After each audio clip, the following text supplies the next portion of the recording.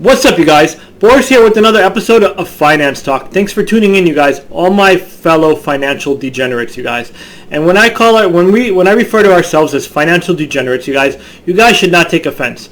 We are financial degenerates because we are hooked on finance. No, we're not hooked on phonics. We're hooked on finance, you guys. We love to speak about all aspects of finance, whether it's macro, microeconomics, whether it's real estate, whether it's equities, lending, you guys. We discuss all aspects of finance, you guys. We are hooked on finance, you guys.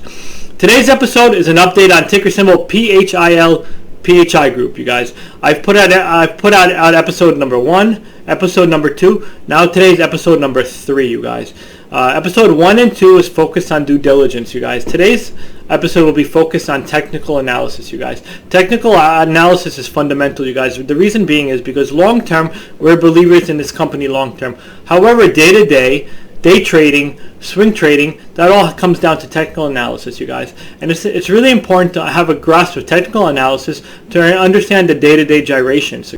You don't want to be fallen victim to day-to-day trading. You want to have a technical context. You don't want to sell at the wrong time. A lot of people might be selling down to a support level, and you don't want to be selling at support level when in fact you should be buying or doubling down on your position, you guys.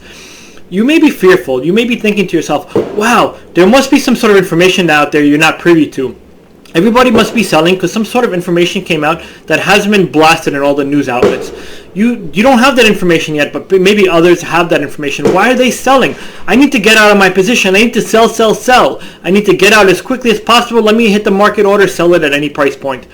And you might have been selling at the worst time possible when you should have been doubling down, buying at that support level, you guys. It's important to have that technical context where you should be buying at support, selling at resistance. Now, I'm not stating that you should be selling your fill position anytime soon, because we're long-term believers in our position. But nevertheless, having a technical understanding of the charts is crucial, you guys. It'll reassure you. It'll make you sleep easy at night, you guys. I'm a big advocate. Even though if you're a long-term buy and hold fundamental buyer, you should still have a technical understanding of charting, you guys. So let's take it to the charts, you guys. Alright guys, let's look at the charts. The charts never lie, you guys. So when we first spoke about this stock, when I first started speaking about it and making videos about this stock, we were trading in the range of 20.0025 to 0.0028. We were trading below 0.003, you guys. And since that point, it ran up to 2 pennies, you guys. I was up as high as 550% on the position since I first spoke about it, you guys. And if you take a look at the chart on the macro level, you guys, we tested 2 pennies. We tested 1 penny, and then we sold off, you guys. And that kind of coincided with RSI in the upper 90s. We were at overbought levels, you guys. So we needed a pullback, which was healthy. Pullbacks are healthy as part of a bull market, you guys. So when we tested 1 penny, we sold off, you guys. That was opportunity to buy the dip. And you guys, I bought the dip like a mofo, you guys. And then we basically retraced almost 50% of that move, you guys. And then following that retracement, we went higher, you guys. As you can tell, we went higher, and then we tested 2 pennies. And what happens when we retest these whole number levels? When we tested 1 penny, when we tested 2 pennies, we have a sell-off, you guys. Profit taking. It's just psychological, you guys. There's nothing to panic when we sell off at 1 penny, when we sell off at 2 pennies. It's just a psychological level, you guys. People are going to take profit at these whole numbers. So it's pretty much expected that we would sell off at 2 pennies. Alright, you guys, we took a look at the macroscopic level. We took a look at the 4-hour chart. Now let's take a look at a more granular level. Let's take a look at the 3-minute chart. The reason looking at different time frames is so crucial is because it gives you a different perspective. What's taking place in the long term, and also what's taking place on the short term. There's different trades going on. There may be different ranges on the shorter term. We may be in a long-term uptrend, but however, in the short term, we may be kind of trading neutral, you guys. So there's different contexts to understand in different time frames. It's important to look at different time frames. So in terms of the 3-minute chart, you guys, you see we sold off on this Wednesday. Let me look at the calendar. This Wednesday was was June 23rd, you guys. We sold off on June 23rd. We traded as high as 2 cents, and we traded down. Then we had a big sell-off that same day, and we sold down to 0.9 cents, 9/10 of a cent. The reason we had that sell-off is because there was a lot of different variables that came into play that same day that created a perfect storm for a sell-off.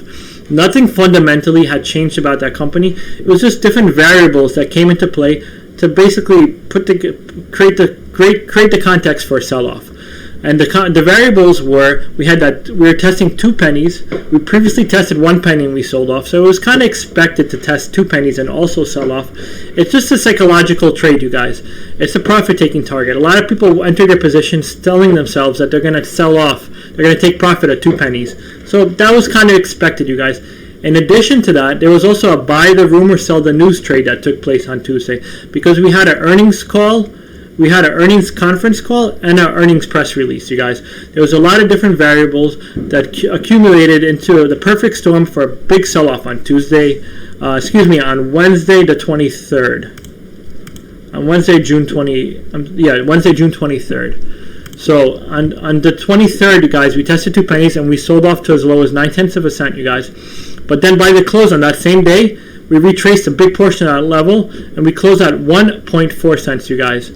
A lot of people had bought the dip, myself included. I bought the dip like a mofo, you guys. I actually closed green on the day because I bought the dip so heavily, you guys.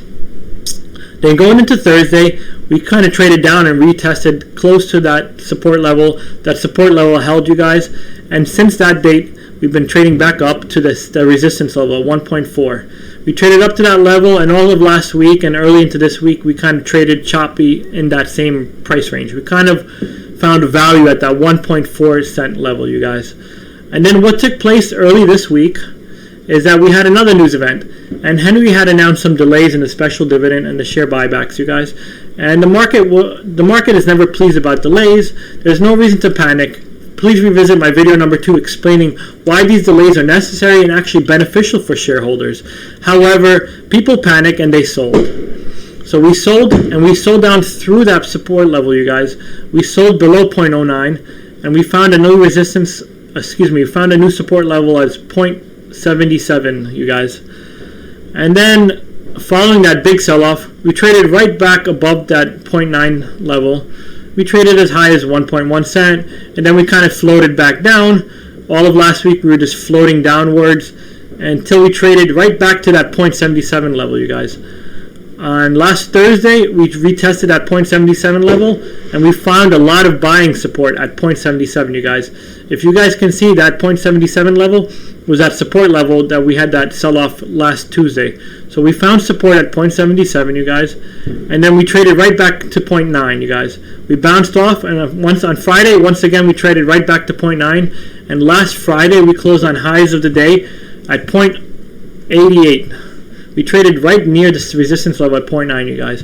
So going into next week, it's crucial that we get up and above 0.9 to really start get back into this range right here and retest 0.14, you guys.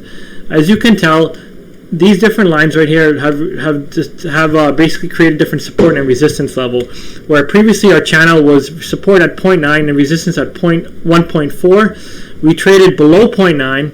And now we created a new miniature channel here at the bottom where we're trading between 0.9 and between 0.9 and 0.78, you guys. So we're trading in this new support, you guys, in this new channel in this area right here. It's really crucial that we get up above 0.9 and then we want to retest 1.4, you guys. I have no doubt we're going to be retesting highs of the all-time highs in just a short order, you guys. It's really crucial for Henry to get pink current and release all the data so that we can really retest all-time highs. It's only a matter of time, I'm certain, until we get back to all-time highs. And in the meantime, this is context for you guys to really understand the trade going forward. This back and forth action all has to do with support and resistance levels, you guys. You guys shouldn't be panicking out and closing out your positions. Know where you stand in terms of context, you guys. This is just a day-to-day trade. In the long term, we're still bullish, you guys. We know the due diligence. We believe in the stock.